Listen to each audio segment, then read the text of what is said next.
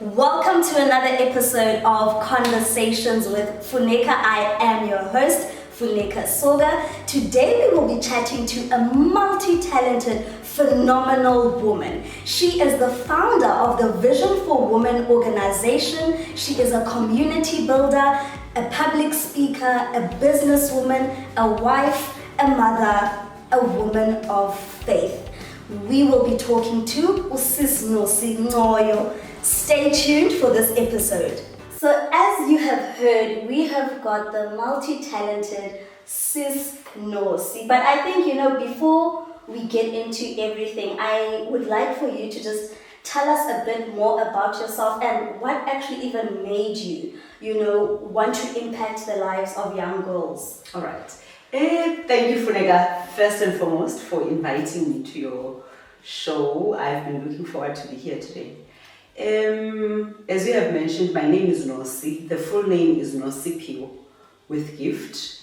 I was born and raised in Kwazakele by my grandmother. So I was always around a family which was like full of females and women who were just single parents. So my grandmother raised me up in that community of Kwazakele. So there were a lot of challenges with different homes, challenges that come with women-led families, single parent dynamics, which I've experienced myself and also watched in my community. So from an early age, I would see my grandmother mobilizing young people of my vicinity to play sport, to form a choir.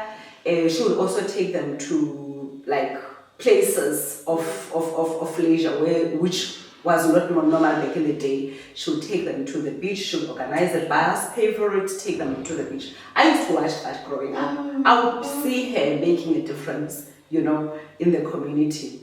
And also my father, even though I was not staying with him, he was an entrepreneur, and I would see him with whatever that he made from his business, taking care of family members, taking care of other people. So I grew up watching my own parents looking after the community, looking after other people. So that inspired in me some interest in terms of looking out for others, not only for my family and myself. And even with the organization that you run, the Vision4 Women Academy, I think it's so powerful what Sis Nosi does. She literally runs mentorship programs, training programs for young girls that end up to actually do amazing things. Yes. I've seen girls that have been under your wing, they are graduating, they are getting jobs. So what exactly, for obviously people that don't know or that have young girls here in our city, how can people be a part of the Vision4 Women organization? All right, so basically Vision4 Women, it's basically an organization to empower women. We make gatherings for women to inspire each other, but we realized, because that's how it started, we realized that most women that were coming to Vision4 Women events were either professionals or business women who were either coming from the townships or rural areas. And the question was, what is it that we as these professionals are doing for a girl child that still is remaining in the same vicinities we grew up in? That's basically how we started the girl mentorship program. So we've earmarked different high schools. We'll go to schools, speak with the relevant authority like a principal, school teachers, and then they will help us to choose girls from their school. So we've got, we don't just go out and recruit girls. We've got a number of schools that we work with. So they come into the program, they go through a recruitment process, they get selected to be part of the program, and then the program consists of different activities like your camps, and they have a dedicated mentor. We try by all means to link a girl with a mentor that is in the same career they want to pursue. So and it has been great success that girls who have said when they started with the program, I want to be this particular professional they are that today, which is like and they are passing. mind-blowing. They are passing, they are working, as you have said. They did things that I also never realized when I was at their age. So I'm really proud of them. Today I believe that I am truly destined for greatness. Today I believe that I am a star. Today I believe that I have a bright future. And I think one thing that I think inspires me a lot about Sis Nosi, I'm actually going to just give the backstory on how Sis Nosi and I met.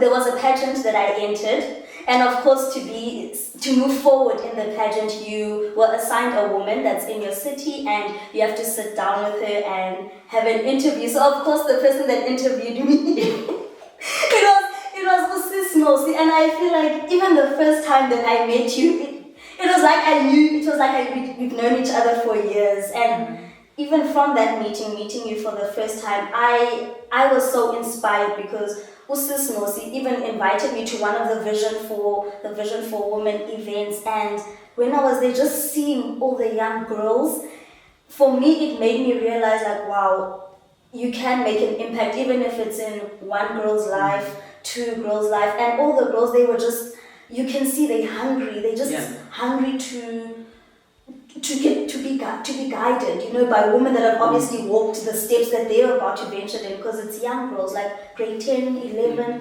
12. So for me, that just made me look at you and be like, wow. that is inspiring me to even be a better person in my society. That's nice. And you know, Sis Nosi, I saw a video that you posted that the fact that, you know, you, before we get into, you know, the business side of things, you posted a video and it actually really touched me because you were raised by your grandmother and not your mom. And I loved the lesson that you actually taught in that video that you uploaded, because you were sharing that because you were raised by your grandmother, you always had that longing of being around women. So if you could just share and touch on that with us, because I'm sure there's many other people, you know, that are just experiencing the same things and wondering where do these feelings of void come from. Yes. So basically my mom had me when she was 17. She fell pregnant at 16, which was a huge disappointment for my grandmother. My mother was the only child, so my grandmother had high hopes about her life. And her life stopped when she had me. It actually down spiraled. So that's why I said when I started, I was raised by my grandmother. It was because of the circumstances at the time. So the longing that I was talking about, people played me. They I think the lesson was, you know, you've got role models. But don't put your entire faith on the people that you look up to, you know, because there are scammers out there, so you need to be careful. I think that was the context of that video.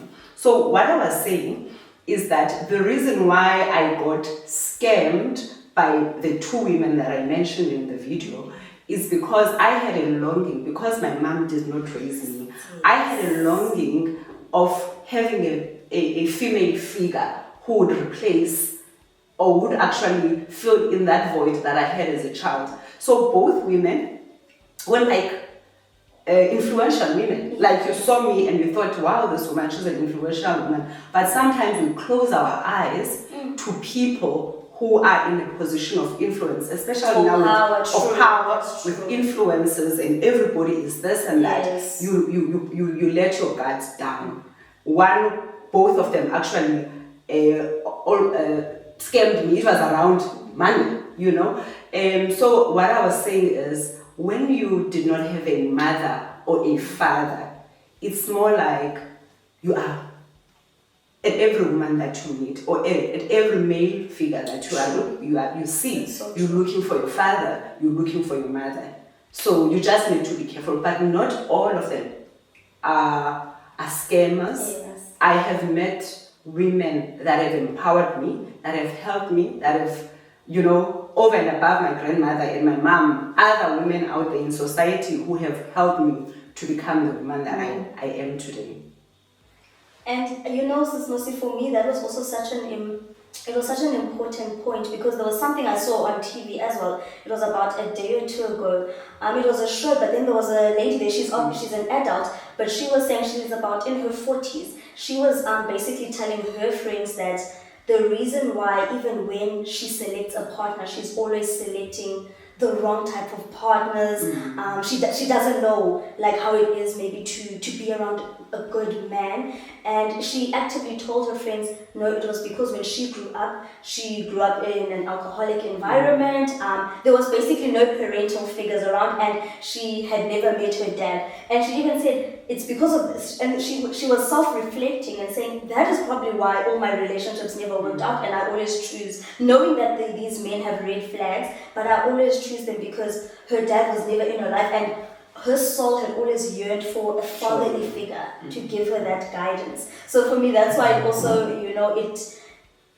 it related to your growing up as well, because you were raised, by your grandmother as well. Yeah. So it's like it's important to work on that particular void and heal, because you will attract people who would continue to open the wound if you don't heal, because of you are just longing for a partner, or you are longing for a male figure or a female figure in your life. And with you, Nosi, you are a very successful. I'm rolling my eyes. You are a very successful businesswoman. I don't even know about you. You are a very successful businesswoman, and even when we were chatting, you have not been working for someone since 2000. Since 2000, you have been self-sufficient and operating your own business. Now, how has that been? Obviously, also being a woman, because sometimes it can be looked down on, or it's sometimes deemed as, men can run businesses, but no, women are just as capable. Yes. Success actually is relative. Yes. Because someone's definition of a success would be different. Working in my household as a housewife, and I'm successful. So I started a business, as I said before this chat, that I only worked for 3 years in my life. I've always had a vision of just working and being in an empowerment space. But at that time, I didn't know how to define it until I met someone from my previous employer who was a consultant. She came there, and immediately when she came in the room, she was there to train us as the staff or as the employees on some leadership program. Immediately when she got in, I said, I want that. I want to be like her. When she asked us, where would you like to be 5 years from now? Everybody was saying, I want to be a manager. I raised up my hands and I said, in 5 years' time, I want to be like you. And everybody was laughing. During break, I went to her and I said, what is it that you do? What should I study? This is what I have. And I was like, sponging off her and asking information. She did direct me to this route that I took. Lo and behold, 5 years later, I was running Vision4 Academy, doing exactly what she was doing in training. So I'm in skills development and training. So basically, I got called by public sector, private sector to train their employees, especially on leadership and management. Yes. Your soft skills. So I've been doing that long before Vision4 Women, Vision4 Girls. Vision4 Women and Vision4 Girls are a culmination of my training Vision4 Academy business. So I'm enjoying it. So I wear different hats as an entrepreneur. I mentioned the salon to you. Now I have actually joined network marketing, something that I'm learning. As long as it's going to put money on the table, trust me, I will listen. And because you're always willing to learn. I am willing to learn. That's one skill that my maiden name is Mali Shele de Hout.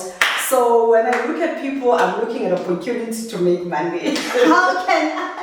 But that's also a very good thing, because I'm actually thinking, because you didn't just sit laid back. No, instead you were like, actually no, what are you doing? What exactly are you doing? What were the steps Yeah. that you're doing? Because sometimes, you can be like, oh, I want to have a business in 5 years or in 10 years, but maybe I may not even know how do you start. Whereas we know there's a process. You went through a process, applying forms. There's all of that, which of course other people don't know.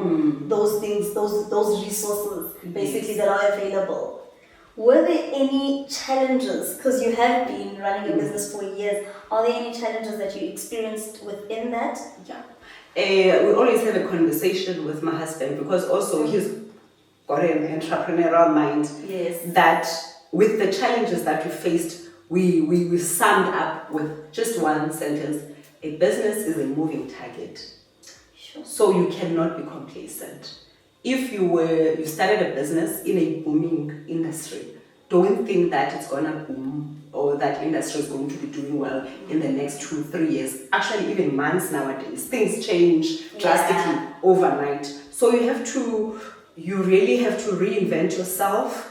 When social media started, I thought I'm just a Facebook person, just to post about my family and but now you have to learn things like online marketing. You have to really put your brand out there through social media, things that most people from my era are not willing to do. When COVID-19 hit, how many businesses went under? Because as I said, businesses are a moving target. To close down. Professions that were like key back in the day. If you are in this industry, people know that you are guaranteed success. Yes. That is not anymore. So with myself, you asked about the challenges that I've faced. I've faced quite a lot of challenges due to the fact that business is a moving target. Even before COVID-19, there is legislation that keeps on changing, yes, even in my industry. So you have to open your eyes to the new legislation, what is new out there, so that you can always reinvent yourself. Actually, you should not wait until things change. You should actually anticipate that change. There's a book that I like. It's a very small book. Maybe you've read it. Who Moved My Cheese? If you haven't, you must just get I've heard about it. I just haven't read it. Haven't got my hands on it. You cannot be complacent. So the challenges that I face, I would not blame government. I would not blame anyone. I would blame myself as a visionary because I was not a visionary enough. I was not spelling my cheese. So I would actually wake up late when legislation is about to change and it's affecting my business. Instead of me being proactive and read like your white paper, your green paper, long before it was legislated as an act, so that I can look at my strategy and know that, these are the changes that are coming. What do I have in place for that? So challenges that I've had were challenges that were, your challenges that were more like external challenges. The impact of our political landscape to my industry, it has affected my bottom line, which is my profits and my business. But because I learned those lessons, so now I am more wiser and more better. Other challenges were more financial, that you would actually put your eggs in terms of your market segment in one basket, having maybe a public sector clientele, which is taking maybe 80%. Your sales are coming from public sector, and then they don't pay you on time. Delayed payments. What do you do? So I'm all wise. There's bills to pay. There's bills to pay. There's employees to pay. So now you look at those with some. It's called school fees. I paid dearly when now there's no revenue and you have to actually stick to your commitments and service your commitments within a business. So you learn, and then I've learned that you need to diversify and have different revenue streams so that you can keep going as an entrepreneur. And I think that's actually very important lessons. The fact that you know that, you know what? Changes are coming, I need to adapt. Yeah. And what was that slogan that you mentioned? That when I said a business is a moving target. Sure. If you said, I am going to, you see people who are in property is doing well. And then people are telling you, actually the rental market has gone down because of COVID and all that. Training, I've been in skills development. We have been doing like in person. It's in person. You go to the classroom. You train. COVID hit. Now we have to do virtual training. So if you were not prepared, you lose. I mean, a lot of contracts that I had that I projected before COVID, they were just like cancelled. And I cannot blame anyone. Even if there was the opportunity of conducting it virtually, where people can still get clients and their clients were not prepared for that. So I would have been prepared because I did Zoom trainings maybe 2 years before COVID. I was already in that space, which prepared me. But the client is not prepared. They say, okay, we're going to have training in this hotel or in this venue. Our people are scared to come. We don't have any other means of doing it. If you suggest this, no, our people are not clued up with technology. Let's wait a bit for a year. Whilst they are waiting a bit for a year, what is happening to your bottom line? So it's being affected. It's being affected. So those are challenges that we have faced, and we should. But I think the biggest of it all, don't be complacent. Yes, and with regards to when you said, Sis Nosi, success is subjective. How would you define success for yourself? All right.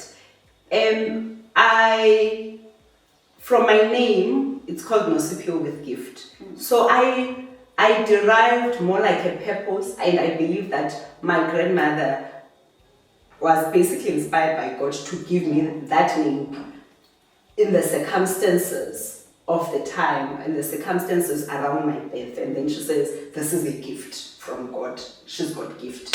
So my purpose is centered around it. So basically, when I say what is my purpose, that's my reason for existence. Yeah. That's my why God created me. So when you say to me, I must define success, success for me is living in my purpose, which is to maximize other people's potential.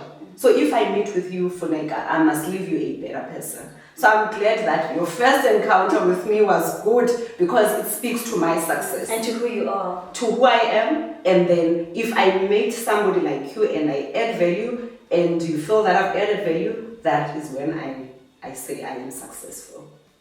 And even with that, sometimes we have people thinking that success has to be something large. It actually doesn't really have to be always something large, such as, it is great to achieve things, like buying property, moving up in your workplaces. But even for me, success is sometimes even just in the little things. Sometimes it's just making it to the gym so I can take care of my body. It's going to do my hair. It's taking care of my mental health, maybe reading a book, taking a walk on the beach.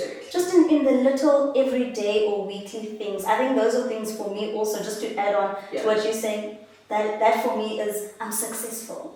It's success for me. I totally agree with you. I keep a journal every day. Before I sleep, I jot down. And when you read my journal, it's little things. Yes. Like, I met Funeka today.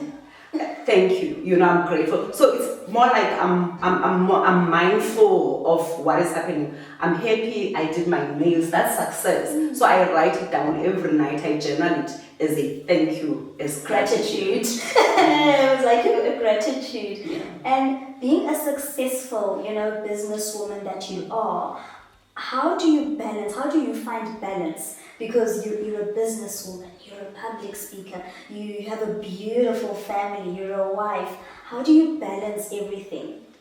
So it's a question that people have asked me for a long time when I go to interviews. I'm not sure about the word balance, because when you are balanced, it's more like you are perfect in all those roles. Yes. But what I've learned, even when I write down my vision, I don't write a big vision for my entire life, like I want to be a millionaire or whatever. I write a vision based on my roles. I've got a vision for my family. I've got a vision for my business, Vision4 Women, Vision4 Academy. I have a vision for my body. I have a vision for my mental health. Yes. So I pocket my visions down. So I have a vision for different aspects of my life. So and then when it comes to balance, then for me, it's more like when you've got your diary and a list of things to do, I have a diary. I diarize each role in that, so that, because all of those roles, they make me the person that I am. And they're important to you. And they are important to me. So I try then and give my 100% to each and every role when I play that role. I cannot say balance is more like successful in those roles at the same time. When I am with Funeka, I am here. It's my role, I'm here, 100%. When I'm with my family, I'm with my family, 100%. So I would say that I don't know how to describe balance. As I said, I'm shying away from using that word. From using that word, you know, because it makes you like a perfect person. But what my life is about, it's about love, taking roles that I like, focusing on things that I love, and giving my all in all those roles that I like. Then I would say I'm balanced.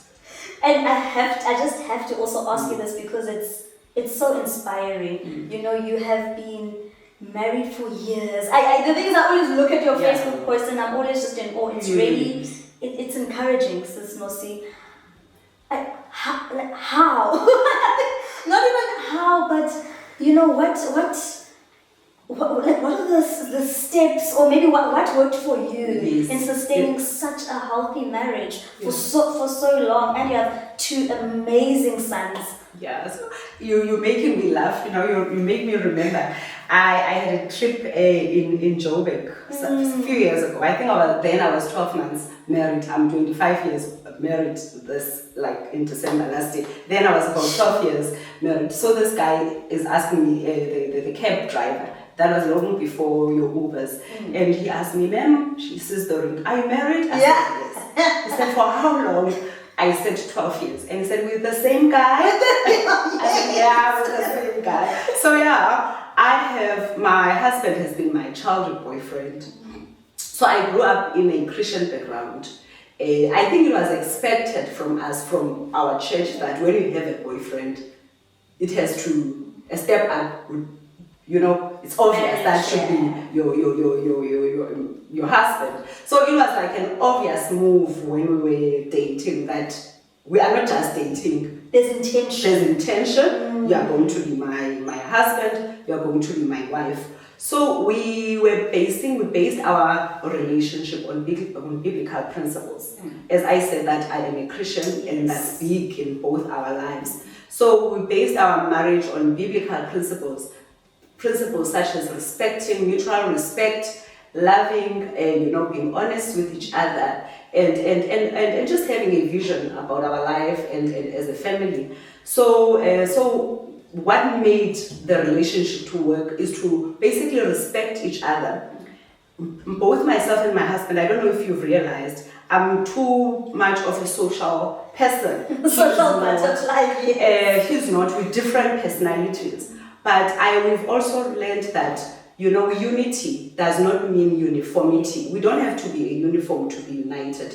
Those differences, we must find a way in which we complement each other. We come together. So we've worked hard on looking at elements in our personalities that we can work with to complement each other instead of fighting each other. We are not enemies. Yes, even when we have a problem, we were told earlier on when we got married, that even if it's a financial problem, don't blame each other.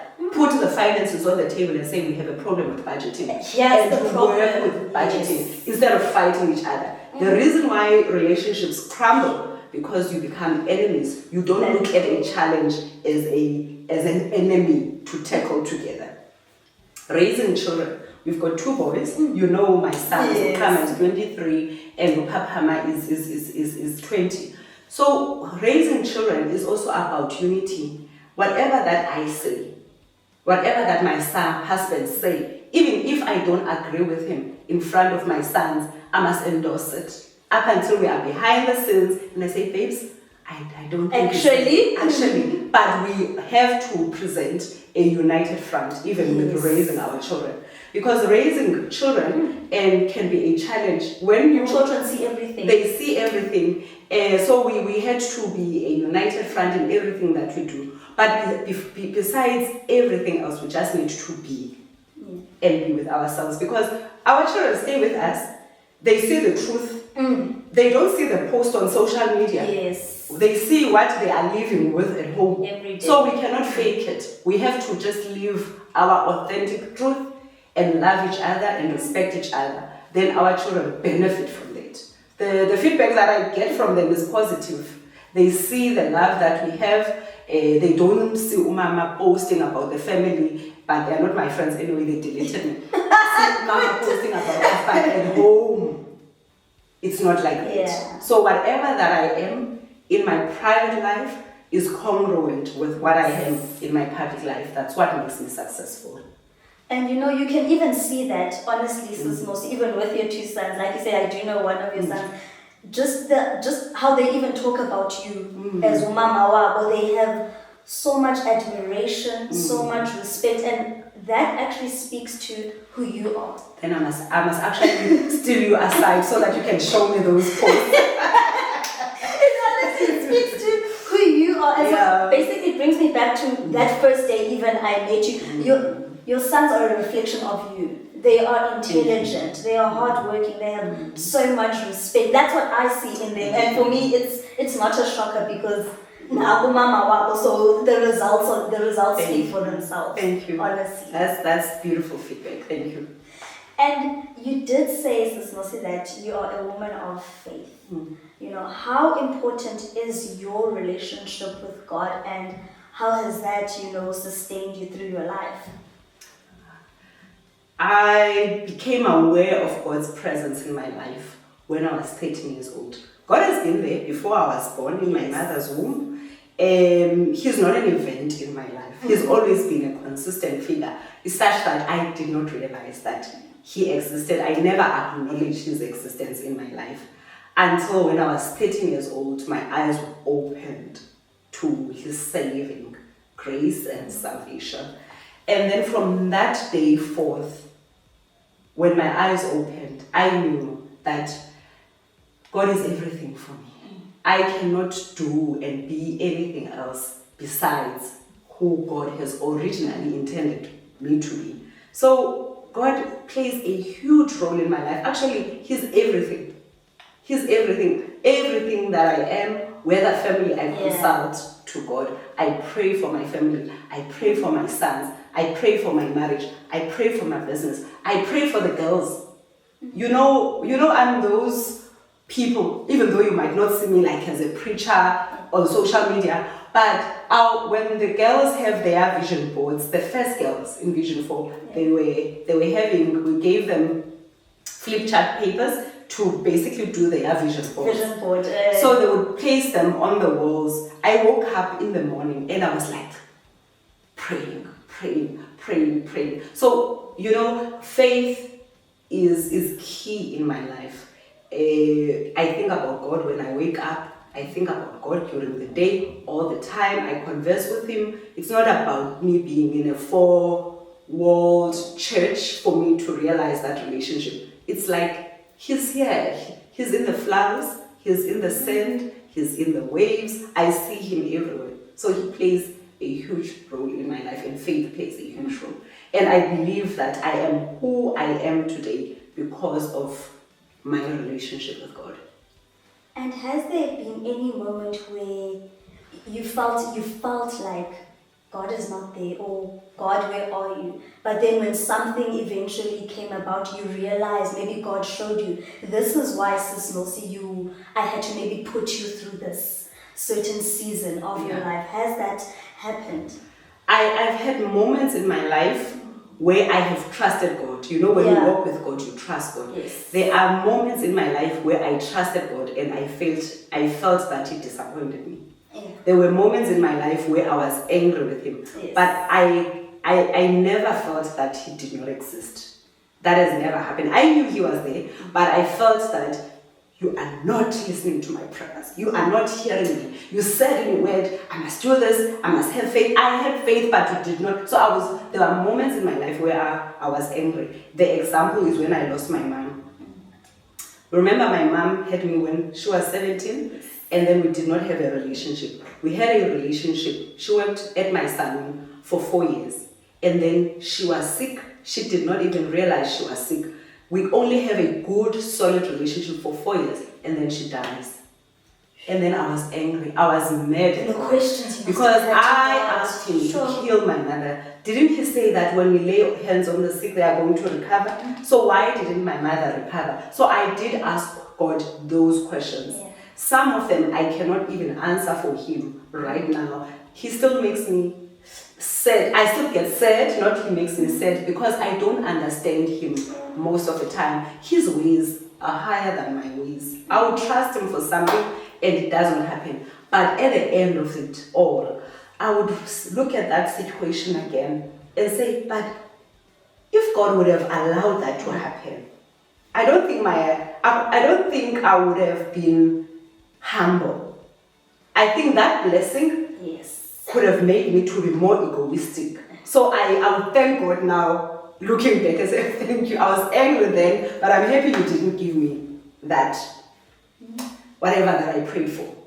And I loved what you said because I related to that a lot because I like to listen to daily devotionals. Sure. Daily or whenever I may be feeling down, I will listen to biblical devotionals. And I listened to one actually also this morning. I was like, whew, I'm gonna tell Sis Nosi about that. And it was talking about going through a quiet season. A quiet season where you know God is there, but you're feeling like, but God, I've been praying.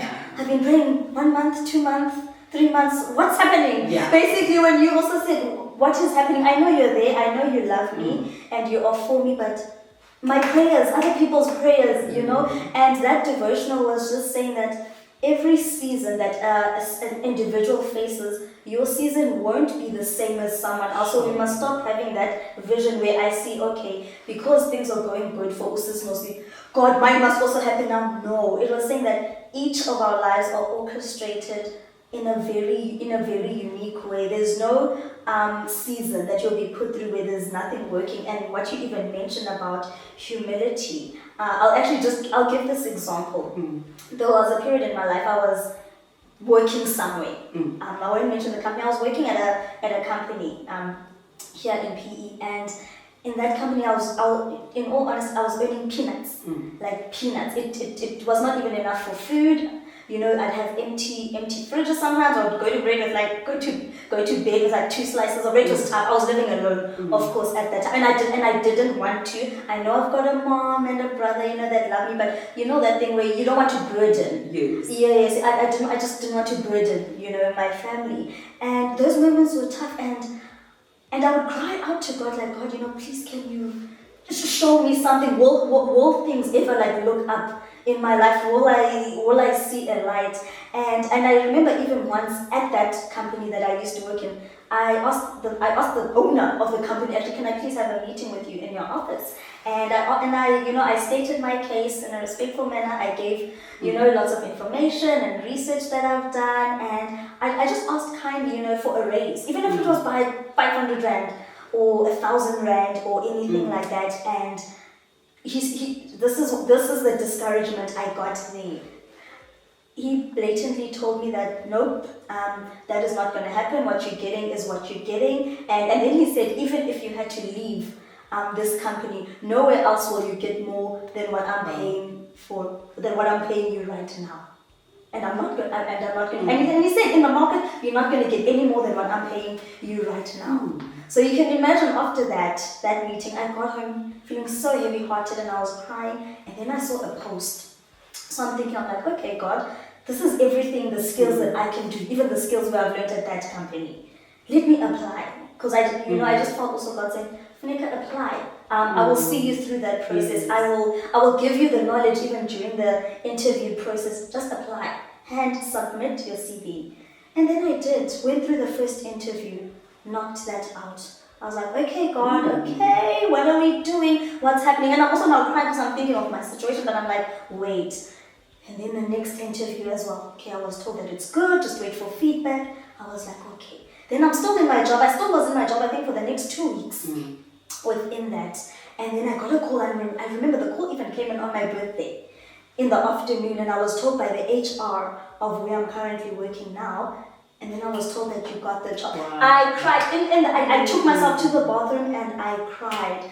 But even having said that, Sis Nosi, it wasn't just only about seeing, that God's goodness and God's faithfulness, but more so the journey of that was the work that was happening inside of me. It was the wisdom that I learned, the humility that I learned, how to respect colleagues, because I think God was pruning me for where He was taking me. Yes. He was changing me basically from the inside. Not to complain when you're there, work to the best of your ability. You can still have your bubbly personality, but respect people. Have your voice. Be humble in your workplace, but just get the job done. So I think it was basically being pruned from character building. Character building. Yes. Sometimes people say the God's weight is not denial. It's just the pruning phase, maybe. Just trust the process. Trust Him. And you did. That's why I was just like, sure. That's why when you mentioned that as well, that it taught you humility. For me, I was also like, sometimes we can face challenges basically in life, but sometimes let's try and not to complain, and more so and actually ask God, what are you teaching me? It's painful. It really is painful. You can be crying sometimes, but just ask God, what are you teaching me? Exactly. And you'll find actually the golden nuggets. My biggest lessons in life have been taught there. Like all the wisdom that I have, how to treat people the right way, how to conduct myself anyway, not only in the workplace, just in public spaces. Those are good lessons. Yes. And I think just before we end off, Sis Nosi, I would love for you to just tell us, what values keep you grounded? All right. The first value that keeps me grounded is the value of integrity. I always ask myself, who are you when no one else is watching? You talked about the inner work that is happening, that process where, you are cleaned from the inside out. So it helps a lot. So before I go out there in the world, I need to win privately, as I said. Win privately with my family, win privately with myself, like my thoughts. How do I think about myself? What do I say to myself? Because you could be like this beautiful person on the outside with everybody else. But integrity does not only mean when you are not dipping into public finance. It means be a woman of your word. Yes. What are you thinking about yourself? What are you saying about yourself? Do you believe the things that you say? Are you truly a woman of integrity? As you say you are, who are you when one is watching? So for me, integrity is key. Another value that keeps me going is love. I measure everything on the measuring stick of love. I don't want to spend time in spaces where I am unfit to give love. With those spaces when you've been hurt, you sort of like gravitate towards hurting others because you are hurt and all that. I remove myself from spaces where love is not served. Yeah. I want to give love. I really want to give love. If I said to Funeka, I am coming. I'm coming. I'm all in. I love being here. So if I feel that is threatened, I remove myself from those spaces. So I operate on love, I operate on integrity. And that is so true. That is something I think you've also actually even posted on your platforms. If anything you feel that it doesn't sit well with your spirit, or that it's going to be an uncomfortable environment for you, you would rather not put yourself in. Let me not put myself, because I'm going to be uttering words, having thoughts that are not aligned with my values of integrity. I won't feel comfortable. So let me rather, if I'm hurt, let me rather remove myself to heal, and then I'll come back. But I must not spend a lot of time in places where I feel that the love that I deserve is not served. Sure. Or I'm not serving love. I just want to say thank you so much. Thank you so much, Sis Nosi, for just sharing your story with not only me, actually, with everyone that's watching as well, and for just imparting your wisdom and letting us in more about being, just you can do it all. Yeah. You can do it all. Challenges will come, but you can do it all. Yeah. If you just hold on. You can. And you don't allow anyone to tell you that you can't be successful in everything. You can. You can do it all. Say I want it all. You deserve And go for it it. all and go for it. You deserve it all. You deserve the money, you deserve a happy family, you deserve great kids, you deserve it all. You are destined for greatness.